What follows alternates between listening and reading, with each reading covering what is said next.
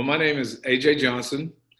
I attended Hayes Elementary School, Creston Hills Fifth Year Center, Webster Junior High School, and Southeast High School. First, I've had the honor and privilege of working with so many Oklahoma City public school students. Here at the Boys and Girls Club, we have approximately 26 different schools that attend the Boys and Girls Club. And of those 26, 20 are Oklahoma City public schools. We've had to make some transition here of late with the COVID-19 and the pandemic that started here in March, when our CEO came to me and said, well, what do you think? I said, I think we need to do something, whatever that is.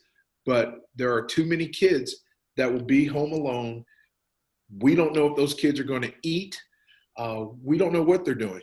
But we know if they come to the club, they'll have at least 11 hours they can be here, that we know the kids will be watched, they'll be fed, they'll be cared for, and they'll get to have an opportunity to work with caring adults and familiar faces that they have seen their entire lives. We didn't shut down.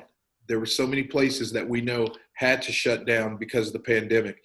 Well, we fought it. We went head to head with it, and I'd like to say we're winning right now. We're winning because our kids, they have a place to come. Coach Welborn really sticks out to me, and I don't know where I would be if Coach Welborn would not have really pushed me through my football career in high school. And not only was it about football, he taught me discipline, determination, dedication, desire, all these things that, though I don't play football any longer, I still use in everyday life. Being in the public school setting, I had an opportunity to experience so many different things, all the different cultures, the diversity. All those things were very important to me, and it was important to my parents.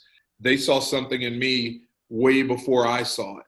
And so I was just honored to be a graduate of the Oklahoma City public school system. I am definitely a product of Oklahoma City public schools and many other friends of mine who have gone on to become very successful in life.